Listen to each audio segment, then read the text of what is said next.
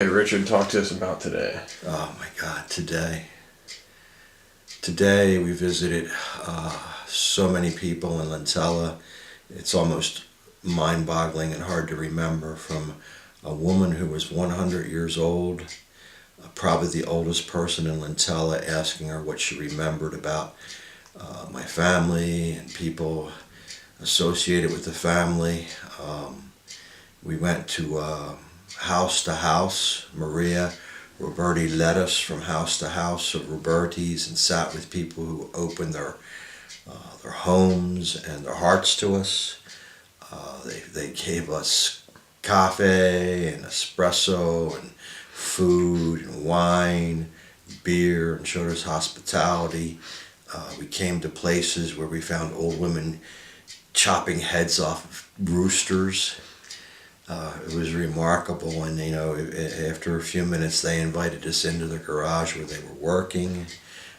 There was, I don't know, 300 or 400 strings of peppers hung up drying, and pompadours, tomatoes. They gave me a 10-pound bag of sweet peppers, which I could never take home. I gave them to our guide, Maria. They gave us a bottle of homemade wine that we drank tonight. They gave us some good memories. We went to a place of Peppino Roberti, a butcher. He makes sausage, and we watched him. He was making sausage when we walked in. We could see sausage that was dry, sausage that was drying, sausage he was making.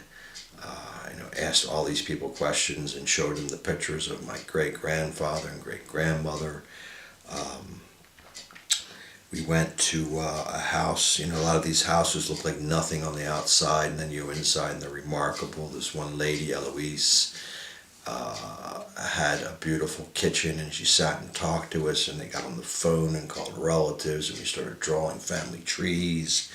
And house by house, person by person, we pieced the puzzle together. At one point we went to the municipal building.